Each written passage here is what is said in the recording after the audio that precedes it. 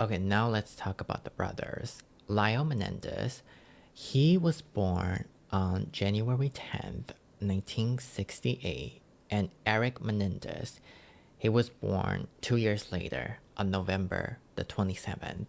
So growing up, Jose was very strict to the brothers, expected the brothers to be very good at sports. He wanted them to be athletes, so he invested heavily in private tennis lessons, chess games, or other extracurriculums. He just wanted to pass the torch to the brothers because that's how he grew up. He grew up in a very athletic family. So he wanted the two brothers to just carry his legacy. So not only he was being very strict to the brothers, but also to the instructors that he hired to teach the brothers. And a lot of the coaches, they quit because they just couldn't stand Jose's authoritarian style. They were like, fuck this. No, you're a fucking asshole. I don't want to teach your kids no more. Bye. No matter how hard the boys tried to impress Jose, winning competitions, aced in the games, it was never enough for him. He demanded excellence, perfection, and the two boys never heard the word like, great job, my son. I'm so proud of you, coming out of Jose's mouth. And instead, it's always the, what are you doing? Try harder. It's not enough.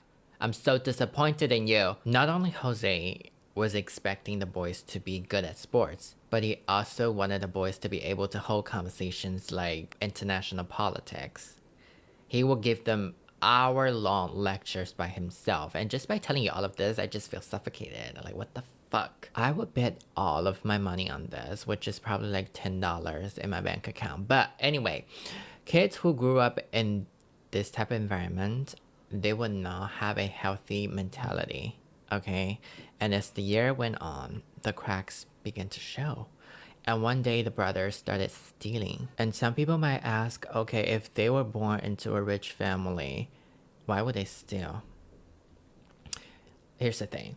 Just because they were born with the silver spoon, they had an affluent lifestyle, living in the lavish mansion, wearing designer brands, having all the superficial stuff, that doesn't mean they had money. That doesn't mean the parents were giving them money. When rich people steal, sometimes it's not about the money. It could be a sign of rebellious, thrill-seeking, getting attention from their loved ones, or fulfill their fantasy of committing crimes. Because you know what? This is just my thought, okay? Because here's the thing. When poor kids steal and when they got caught, they will get sent into juvenile detention center. But when rich kids steal, instead, they will get sent into mental health facility. Y'all see the difference here? It's almost like they knew they were above the law. Yeah, like, so what if I committed crimes? So, like, what are you gonna do to me? Nothing. Nothing will happen to me. And one time, the two brothers got caught because they stole over $100,000 worth of items from their neighbors, and they got caught. And obviously, Jose was livid. And the reason why Jose was livid, not because they were stealing, but because they got caught. He was like, are you fucking dumb? Don't you have plans before you make any decisions? Like, why would you get caught? How dumb are you to get caught? He was mad about that. I'm like, okay. And as for Kitty, her mental health started deteriorating as Jose being the unfaithful husband, with the strain of mistresses spreading all over from the East Coast to the West Coast. And on top of that, there were prostitution involved. So Kitty didn't really have a lot of friends. So she confided into alcohol and substance. And it got to the point, it was so serious that she would be end up in the hospital. One time, Kitty even told her cousin, she said, and I quote, I lost my hero. Now here's how I see Kitty. I think Kitty was a very obedient housewife who really loved Jose. Because with that tyrannical husband, it almost feels like, from the outside, it almost feels like you really don't have any choice but to stay. But I think the main reason why Kitty still wanted to be with Jose, like stay in that family, was because love. Kitty really loved him. Poor Kitty. Because I wouldn't tolerate that bullshit. On August 19th, 1989, the Menendez family went out for fishing because despite of it all, they were still a family. They wanted to spend some quality time together as a family. Little do Kitty and Jose know this would be the last time that they will ever spend time as a family together, because 2 days later, Jose and Kitty will be found dead in a very macabre way in the Beverly Hills mansion while watching TV. That night, Lyle and Eric just finished watching the movie Batman in the theater. They went back home only to find out their parents had been shot to death multiple times. Lyle dialed 911, crying hysterically and struggling to speak while waiting for the police to arrive. And Jose had been shot for 5 times, and the fatal shot was on the back of his head. His brain matters were all over the ceiling, on the windows. And Kitty had been shot for 10 times, and both the kneecaps were also shot. And it looks like Kitty was struggling to escape, but whoever did this showed no mercy. And the whole living room was a slaughterhouse. The great sofa and the carpet underneath it were drenched in blood. Initially, the police dismissed this double homicide as a gangland-style killing. They ruled out the possibility of robbery gone wrong because all the valuable items, they were still in the house. Nothing was missing. So they were just pursuing this line of investigation. But after 2 months, they began... I'm sorry to laugh, but the police were just dumb, okay? They began to suspect something was amiss. They were like, wait a minute, hold on. This is Beverly Hills. There's no gangs. Something was wrong. Yeah, something indeed. And as the time went on, evidence started trickling in because think about it. After Kitty and Jose's death, who's going to be the beneficiaries? Obviously the 2 brothers, right? Because apparently the 2 brothers inherited around $14 million. That includes all the assets combined, the money, the cars, the properties, the stock shares, and everything else. 14 millions. The police had also found out after Kitty and Jose's death, the 2 brothers had spent around $700,000, almost $1 million, in the span of 2 months. They were buying luxury cars, watches, all the expensive stuff, and they were seen wearing Rolex watches in their parents' funeral. Well, here's the thing. When you think about their net worth, it almost doesn't seem weird when they have Rolex, you know, because like they were rich. But it's a funeral. Right? Your parents just died. They also went on exotic vacations, going to basketball games with courtside ticket seats, and on top of all this, get this, Lyle bought a cafe. What is going on, Lyle? It's like, my parents just died. Let me buy a cafe. The logic just doesn't make any sense. Like, shit doesn't add up. Like, what is going on, Lyle? Now, listen. I do believe that everybody grieves differently. Some people might confide it into retail therapy just because spending money is very therapeutic, especially when you have a lot of money, shit tons of money to burn.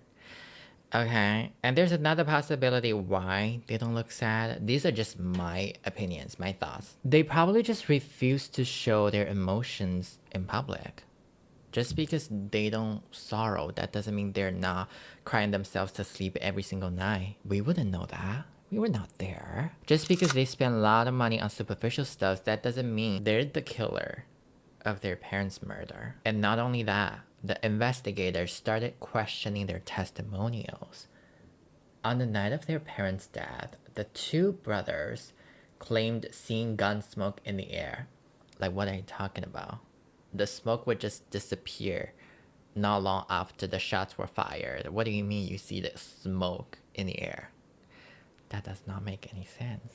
And not only that, the police also found out that Eric had written a screenplay where the character had murdered his parents to claim the insurance money. That's sketchy. That's a little, not little, so weird. That is bizarre. What is going on? Right? Okay, that's the motive. But the puzzle is still missing. where is that evidence? They need evidence. Okay, like that's not enough, you know? It wasn't until when the police found out that Lyle and Eric confessed it to their therapist of murdering their parents. After his parents' death, the guilt and fear were eating Eric up. He needed to express his feelings and talk to somebody, and obviously, he couldn't tell his friends. How can he tell his friends that he murdered his parents? That's insane. So he found a professional. He revealed everything to his therapist, Dr. Jerome, and he didn't tell the police because if he did that, that would be breaking the patient confidentiality laws. Then Lyle found out about this. Obviously, he was pissed. He was like, bro, what the fuck? 당신 미쳤어? 너 죽으래? Like, how can you running around and telling people our secrets? So he threatened to kill Dr. Jerome if he ever tells anybody about this. And by the way, at this point, I think the therapist could potentially report it to the police because he was threatened and his life was in danger. There are certain scenarios where the therapist could potentially tell the authorities. Let me give you A, B, C, D. Okay, let's just say, hypothetically, not real, okay? Hypothetically, let's just say if you killed somebody already and you confessed it everything to your therapist, they cannot tell the police. If they did, that's breaking the confidentiality law. They'll get punishment. They'll get disbarred.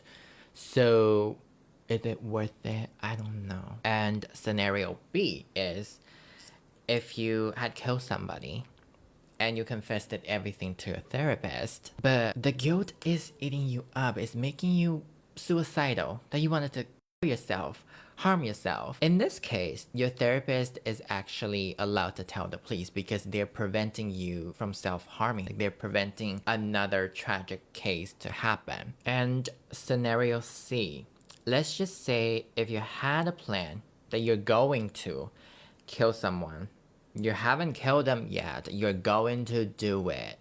And by law, your therapist is allowed to tell the police because they're preventing another crime to happen. In scenario D, let's just say if you're going to kill somebody or if you already killed somebody, it really doesn't matter. But if you confess to everything, your plans or like how you kill that person to your therapist, if the victim is considered disabled, senior citizen or kid, doesn't matter which one is it.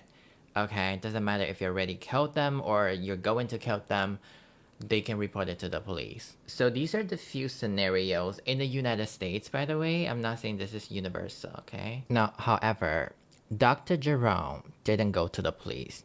He didn't say anything to the police. It was his mistress who reported to the police.